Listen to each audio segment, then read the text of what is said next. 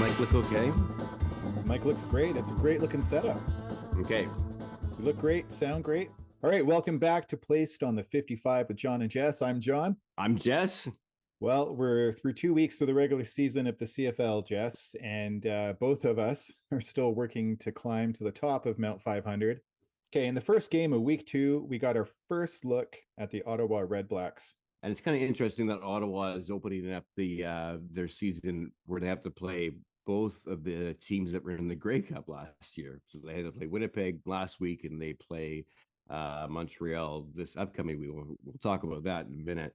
But regarding that Ottawa-Winnipeg game, man, Winnipeg just looked slow. I think I'm pretty confident Michael O'Shea is going to turn it around. The CFL is a long season. We had 18 weeks for only in week 2.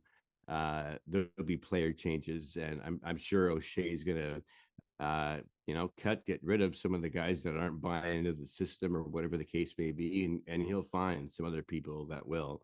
I thought the Bombers looked like a bit of a dumpster fire between the first game against Montreal and then this game against Ottawa. Ottawa stood their ground at home, started the season undefeated, and finished game 1 undefeated.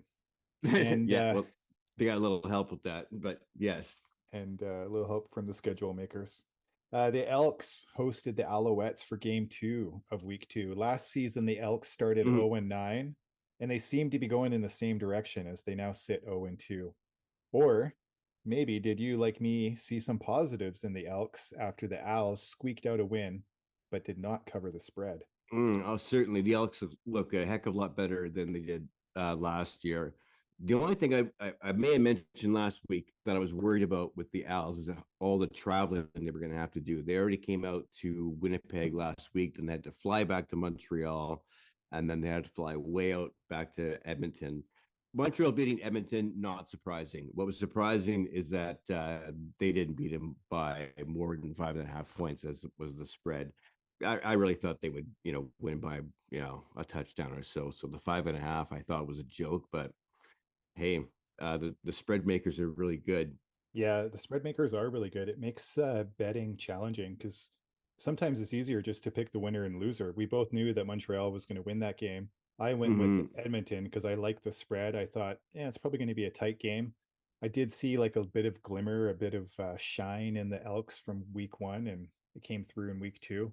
I'm glad I at least had one bet pay off last week, and it happened to be in this game.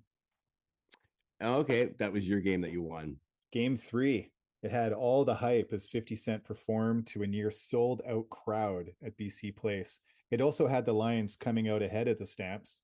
While BC didn't win 55-10, they may as well have because they missed the spread by half a point.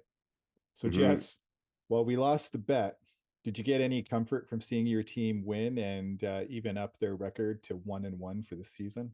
What I was most impressed with was the crowd and how loud it sounded in there. I really wish I was there. Unfortunately, we just watched it on television. I loved Vernon Adams in that game.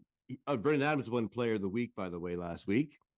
Yeah, he's up there in stats. And McInnes had some great catches and some big plays. They look strong. Yeah, that guy is 6'5" He's huge.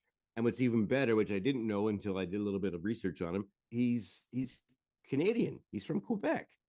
So wow. he goes into the Canadian content rule in the CFL. I got him down for 11 receptions in the season for 194 yards. Your yak yards, your yards after catch.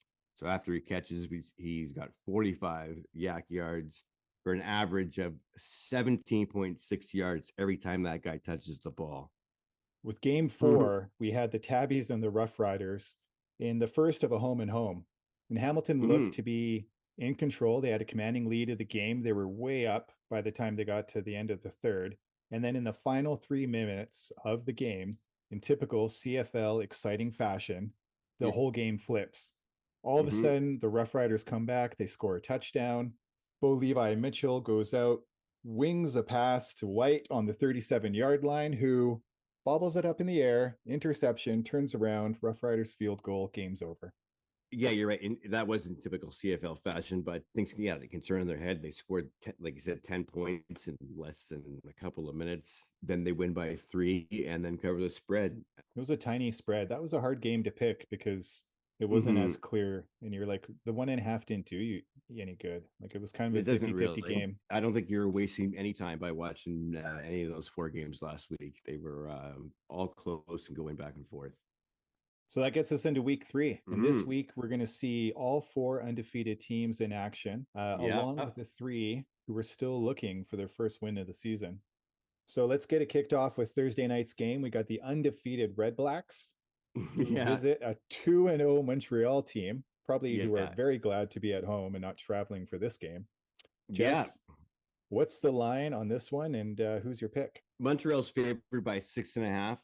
So just a mere touchdown. Montreal's surprising. They're not a fluke. I thought they were a fluke. I said it the last couple of weeks, and I thought they fluked up by winning the Grey Cup. I easily like Montreal to win by a touchdown. So that will cover the 6.5. I have to agree. I think Montreal just looks like a really strong team this season. They're 2-0. I don't think Ottawa has enough, even with 6.5 points, to come out ahead on this one.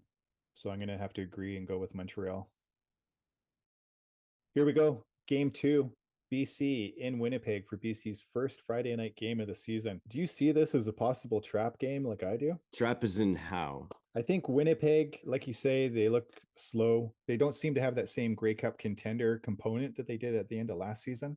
Game 1 and 2 both look terrible, especially against the Red Blacks last week, who may Yeah. not actually be a good team. I think the point and the odds makers might be a little overconfident, giving BC 2.5 points in this game. If Mm-hmm. any game's going to go 55-10, I think it's this one. BC looked awesome last week. Vernon Adams was so impressive. Like I said, he was player of the week. And I think they're going to keep it going. I think they were a little mad about what happened in Toronto, and they know they have to go through the West and they have to go through Winnipeg usually. And I think they're going to be ready for it. So we're both putting our money on BC and taking the free 2.5. Yeah, free 2.5. Right on, man. We're starting 2.5 up. Game 3 gives us another look at an impressive Argos team that we saw from week 1. After a bye in week 2, they're hosting the Elks, and I'm wondering whether that locker room turmoil from the whole Chad Kelly situation might finally rear its head. Yeah, okay. I don't think so. I think they're going to be fine. I'm really impressed with Dukes. They're only giving the Elks 6 free points. Again, that's just it's less than a touchdown. I think that's easy peasy. I'm taking the boatmen over the Elks in a heartbeat. I kind of went out on a limb last week with the Elks, and I took the points, and I thought that even though Montreal is going to win, it would be a close game. I'll take it. I'm going to go Elks. I'm going to use those 6 points and hopefully get another win with them this week. Yeah, okay. Another win with the spread, I guess. Yes. And yeah, you think that's totally out to lunch? Yeah. Toronto was 16-2 last year, and I don't think they missed too much of a heartbeat replacing Chad Kelly with Dukes. The Argos have only played one game this season, so we might be. I know. Yeah, you could be putting a lot of money into the Argos stock, and we don't even really know which direction that stock's going with Dukes. I'm feeling good about my bet, and this is great that we're on the opposite sides of Game 3. And well, Game 4 is the Tabbies in their second part of the home and home with the Rough Riders. Tell me, Jess, how many points do the Tabbies get with the spread at kickoff? 2.5, not much. I kind of feel like if I don't bet on the Tabbies, this is the game that they're going to win. And I'm going to be sitting on the side going, I can't believe I didn't bet on the Tabbies. I don't see them starting 0-3. I have to believe that, they could still finish 10-8 for the season. They got to start winning sometime. Give me the 2.5. I'm going Tabbies a third time in a row. So yeah, in the last 2 games of the week, we differ. I'm taking Saskatchewan.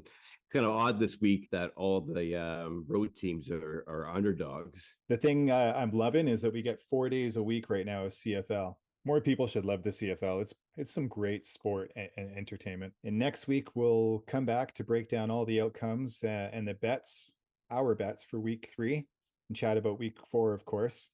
Thanks for listening, and do leave us a review, like, follow, subscribe on whatever platform you're enjoying us on. Do you think there's any benefit to explaining who we are and why we're doing this podcast?